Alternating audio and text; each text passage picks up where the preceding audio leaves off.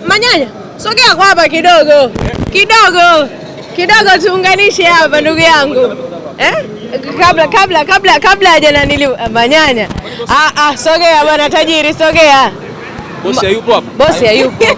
Bosi hayupo hapa. Nimemtoa muda sana. Okay. Sawa. Hebu mtazame kwanza mtoto Manyanya alivyo juu mpaka chini, Hebu mtazame kwanza. Alafu Manyanya unafeli wapi? Unafeli wapi? Cheki chombo hicho. Na kivutia uladi tu. Kuna namna ile tunasema la ilaha illa Allah. Hatari sana. Nimejitahidi kukaza.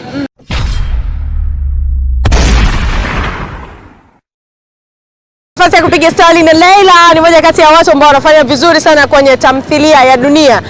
Kama unapata nafasi ya kumtazama huyu binti mrembo hapa, basi itakuwa unamfahamu vizuri kabisa bwana. Leila, mambo vipi? Safi, mambo. Uko poa? Uko poa. Hivi Manyanya hajambo?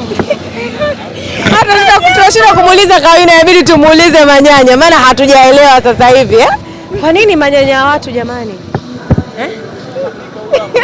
Sawa, sisi tumfahamu Leila kwanza, tufahamu historia yako, mwenyeji wa wapi, lakini pia tumjue Leila kidogo tu, tumfahamu Leila. Mimi ni mwenyeji wa Mwanza, natokea Mwanza. Manyanya, sogea kwa hapa kidogo tuunganishe hapa ndugu yangu. Kabla hajananili Manyanya. Sogea bwana tajiri, sogea. Bosi hayupo hapa? Bosi hayupo hapa. Nimemtoa muda sana. Okay.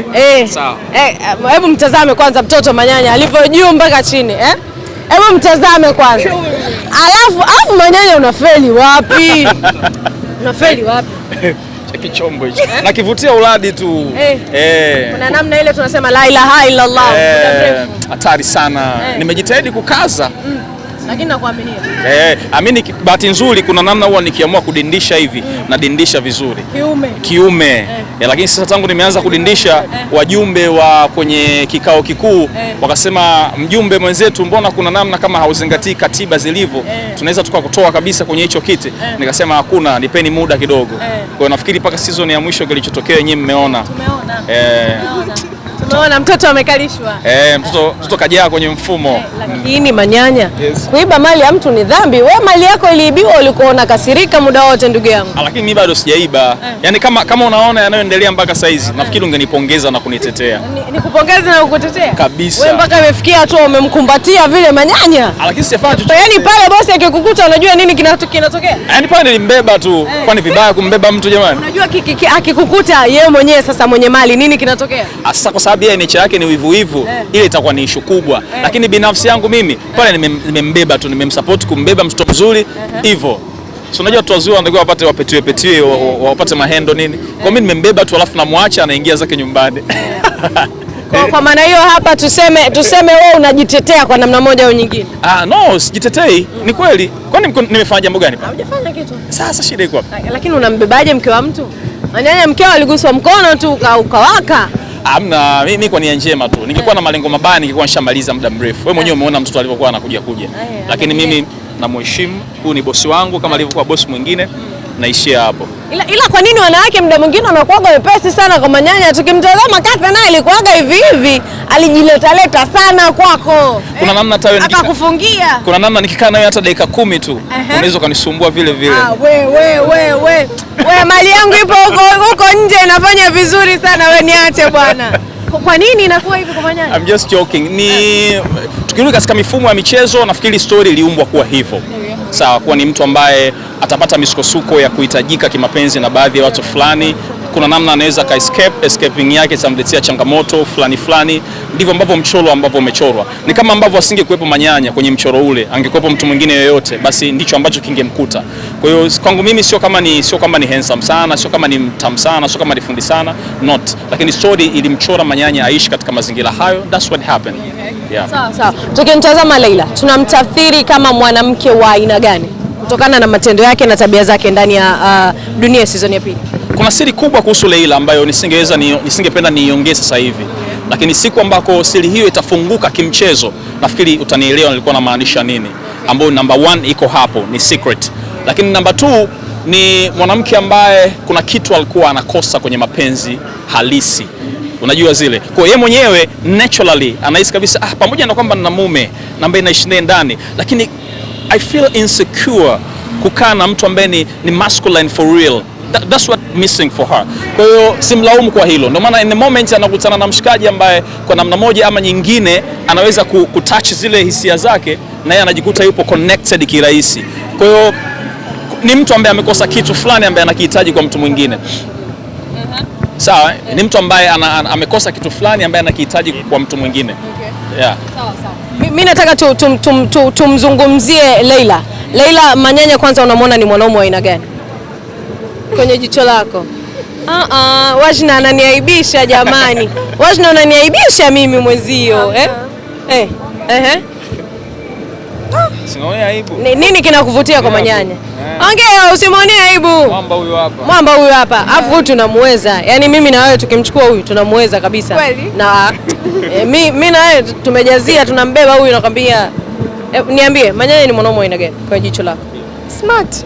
Nini ambacho kimekuvutia mpaka ukatamani ukasema mume wangu hapana, ana pesa sawa, lakini hapana, Manyanya he is everything? Labda tuseme care. Okay. Care. Kwa maana kwa mumeo care uipate? Naipata lakini sio sana ambapo unaweza nikaipata kwa Manyanya. Okay. Namna mtoto alivyobebwa vile, kuna mwamba shehe kumbeba hata siku moja vile. Mibebo hiyo ya kawaida ile. Unaona? Tayari. Hata mwamba mwenyewe akisimama pale naga zile sauti za romantic, na kwaje mwanaume gani yule? Yeah, kwa hiyo tumsimlaumu jamani, yako nje ya uwezo wake. Yamemzidi nguvu, ndio maana anajikuta anazama. Yeah, ni kama bahari tu ambayo imekuzidi kina. Kama sio fundi mzuri wa kuogelea, lazima utapotea. Yeah. Tukizungumzia kile ambacho kimetokea kwa Kathe kidogo kwa Mvai, sio Kathe, kwa Vai. Yeah. Kubakwa mara mbili na mwanaume ambaye kiukweli kabisa inasikitisha. Kwako unaizungumziaje? Kwangu mimi actually ni tukio la kusikitisha sana. Ni tukio baya sana kimchezo. Ni kama linamfanya aonekane ni mtu ambaye hana bahati. Sawa, lakini pia ukirudi vizuri kwenye historia ya mchezo tangu ulipoanza mpaka hapa, unaweza ukajifunza jambo kwamba zile ni hasara za kuipoteza ndoa. Ndoa ni tunu, ndoa ni kinga, sawa, ndoa ni ulinzi. Kuna siri kubwa ndani ya ndoa. Changamoto zile zimeanza kudhihirika nyingi baada ya Vai kupoteza ndoa yake. Anajikuta ana associate na marafiki ambao sio wazuri, wenye ushawishi mbaya, anajikuta anapata approaching ya wanaume ambao sio sahihi, mwisho wa siku anapata changamoto kama zile. Kwa hiyo all in all bado tunaona marriage is the security kama tutaizingatia vizuri. Kwa hiyo ni tukio baya sana ambalo nisingependa pia nilizungumzie zaidi kwa sababu pia alikuwa mke wangu. Yeah. Sawa, si tuseme nenda kaendelee, tubaki na Leila bwana hapa. Nashukuru sana jamani.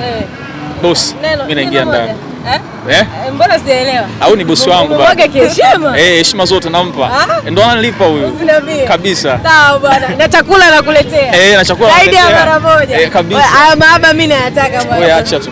Na kwa heshima tukumbeba pia nambeba. I love you guys. Sawa, Leila tuendelee na wewe. Jina lako halisi tunatamani kulifahamu, lakini pia tujue ni mwenyeji wa wapi. As you said, ulisema mwenyeji wa Mwanza. Tumfahamu Leila. Jina lako halisi ni ile Leila ama kuna? Okay. Sasa na yako rasmi ilianzia wapi? Baba Asma. Kwa Baba Asma hapa? Direct. Yeah. Ilikuwaje ukakutana na Baba Asma? Ni story ndefu kidogo lakini nitaeleza kwa ufupi tu. I think baada ya season 1 kuisha, season 2 ilipokuwa inataka kuanza, walikuwa wanatafuta cast. Kuna interview tumefanya watu wengi interview. Lakini I think mimi ndo nilikuwa nimepointiwa. I don't know, labda ni Mungu alikuwa amepanga kwamba wewe ufike pale uchukuliwe. Maana tumefanya watu interview watu wengi lakini ya 200 nasikia. I think mimi sijui mimi anapewa tufanye interview wewe. Ndio ilikuwa hivyo kwa interview. Baba Asma alivyoona akasema hichi ndio kitu ninachokitaka. Sawa. Ilikuwaje for the first time unapewa nafasi bwana, wewe utaigiza kwenye season ya pili ya Dunia? How it was kwako?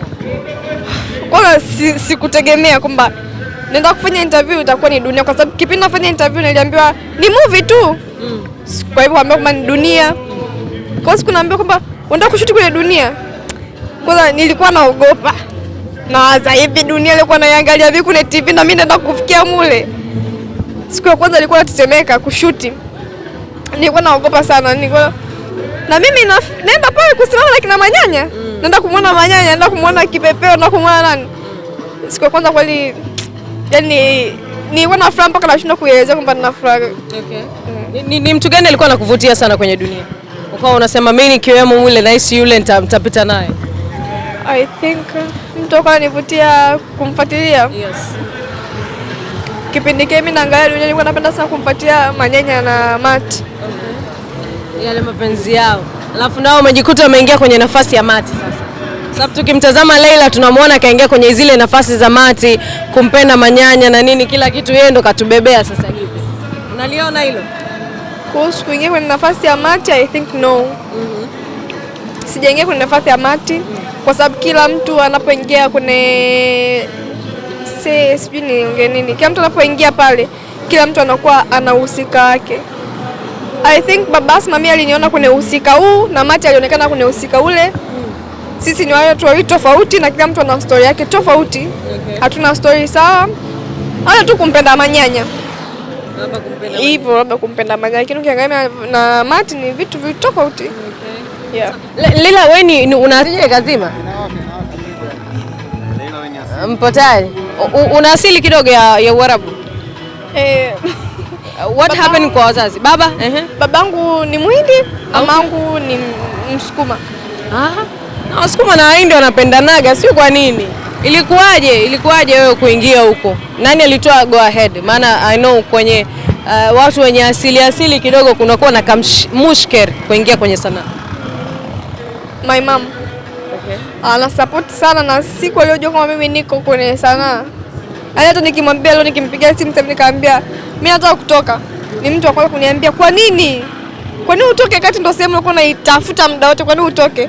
Lakini my dad amekuja kujua nimeshaingia sasa. Okay. Nimeshaingia ndo nikaanza kumwambia mimi kuna 1 2 3.